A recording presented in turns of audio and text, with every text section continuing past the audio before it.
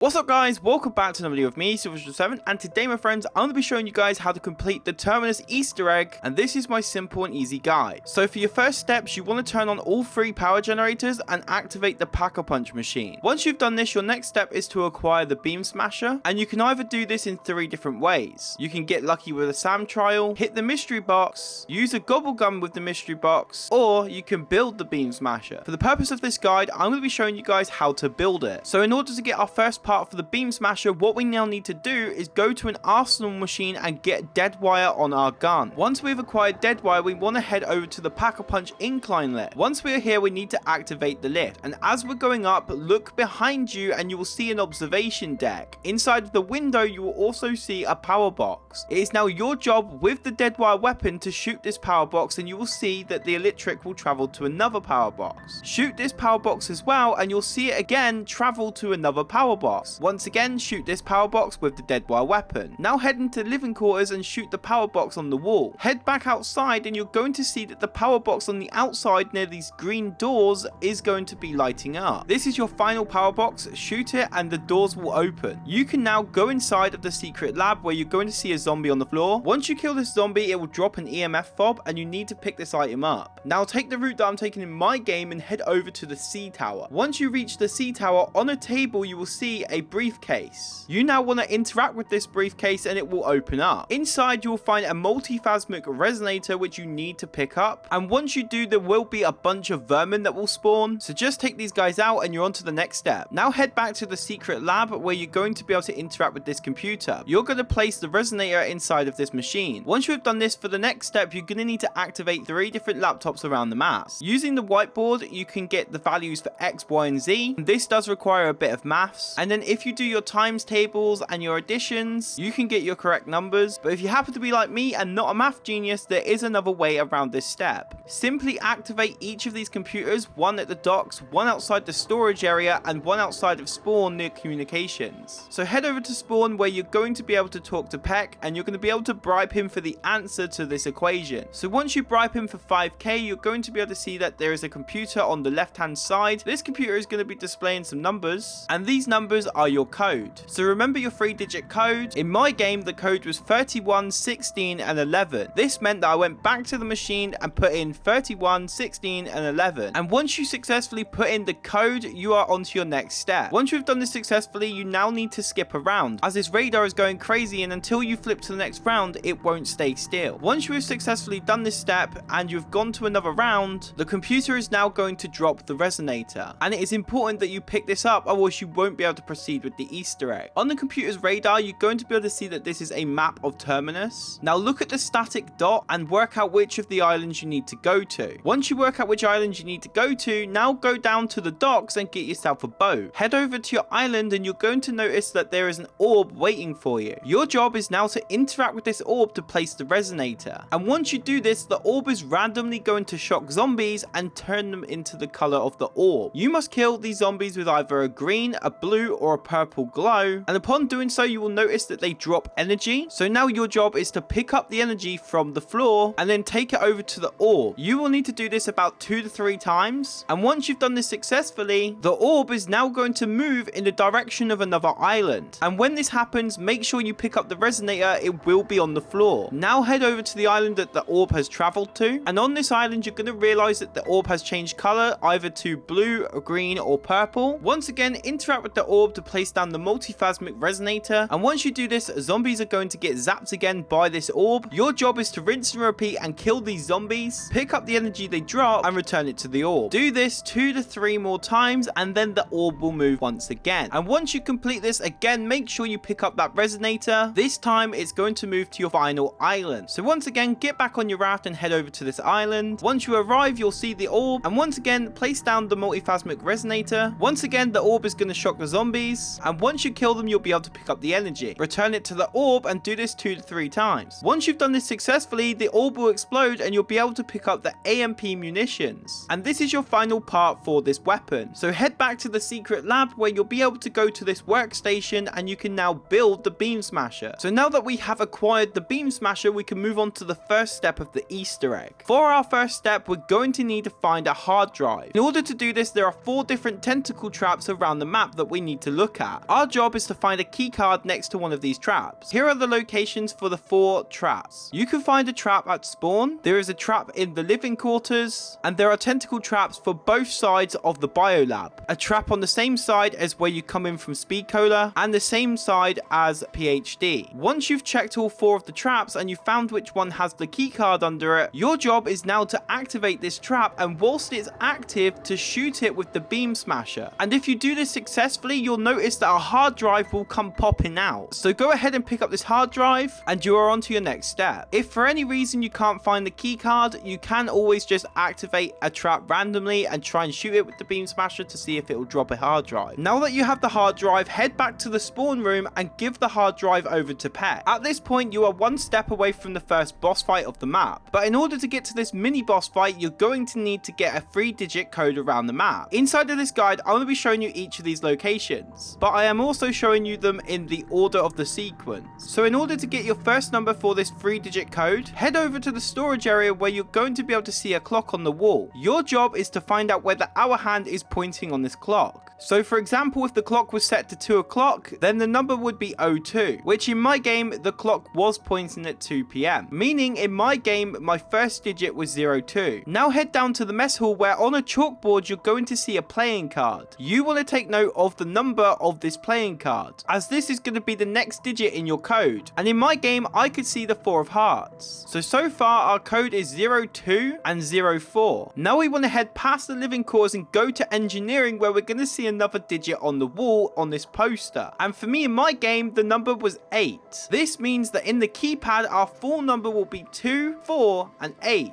And once you've given over your hard drive and acquired your code and you now know it, interact with the center panel where you're going to find out that Nathan is inside. And after Nathan has finished speaking, you're going to be able to interact with this keypad. So interact with this keypad and now you can put in your code. As we've noticed in my game, it was 2, 4, and 8. Once you've put this code in, you have one more step before the mini boss fight, and that is for all players to interact with this panel. In order to initialize the mini boss fight, all players will need to interact with these, but I highly recommend that before you do this, make sure you've got tier 2 armor and at least something like PAP 1 or 2, as you will be fighting an amalgam, aka Nathan. So once you're ready, whether if you're in solo or in co-op, everybody must interact with one of these panels, and once you do, you will be into the mini boss fight against Nathan. This step can be quite tricky, but if you have a decent weapon such as the Sally or Mustang and Sally, then you can get good crowd control. And once you successfully beat Nathan, you're going to get this really awesome cutscene, and once it finishes, that's not the end, as we have further steps to this Easter egg. So what you need to do is now jump into the water, and you must now find and locate a key card. Once you locate this, which it will be in gold, interact with this key card to pick it up, and now head over to communications where you're going to be able to interact with this computer. Once you do, it's going to display an error message. For the next step of the Easter egg, you're going to need to repair some pipes. There are 3 different locations where these pipes will need to be repaired, but only 2 of them will be broken, and this is different in every game. You can find a pipe location inside of the sea caves, and then if you path in this direction towards the docks, you will see that under the sea tower there is also another pipe location. If you head over the water and go to Crab Island, you'll be able to see that there is another pipe location just here. So your job is to locate both of the ones that don't have a pipe, and once you know this, now you want to get a boat and head over to the broken ship on the left side of the map. Take the raft to the broken side of the boat, head inside, and you'll see that there is a ladder that you can climb. Climb this ladder into this small little room, and you are going to see that there is a workstation with pipes on it, and you are going to need these. But in order to acquire these, you are going to need to interact with this workstation, and upon doing so, you will get put into a mini lockdown. At this point, the game is going to throw vermin and zombies at you, so just make sure you are equipped. Luckily, this room does have an ammo box, so that makes things easier, and if you have Sally or Mustang and Sally, this is just going to be easy. Once this has ended, you are able to pick up the pipes from the workstation. It's good to note that you can only hold one at a time, so if you're playing in solo, you will have to repair one and then head back to pick it up. But if you're playing in co-op, another player can hold the opposite canister. So get back on your raft and head over to where you need to repair your pipes. So go to the location, repair the pipe, have someone defend you if you have to, and then once again, rinse and repeat. Once you have done this step successfully, you now need to go back to spawn and talk to Peck. He is going to give you a hacking device. Your job now is to drive the boat to 3 different buoys in the water, and you are going to have to hack these. To do this, drive up to the buoy and then hold the interact button. And once you do this, you will begin to hack the buoy's satellite. At this point, there's going to be a lot of pests in the sky. And once you start hacking, you'll have 2 minutes to hack each of these buoys. And if you're playing in co-op, get your friend to keep the boat away from these pests, as you really don't want to risk your raft exploding. But once you've hacked your first buoy,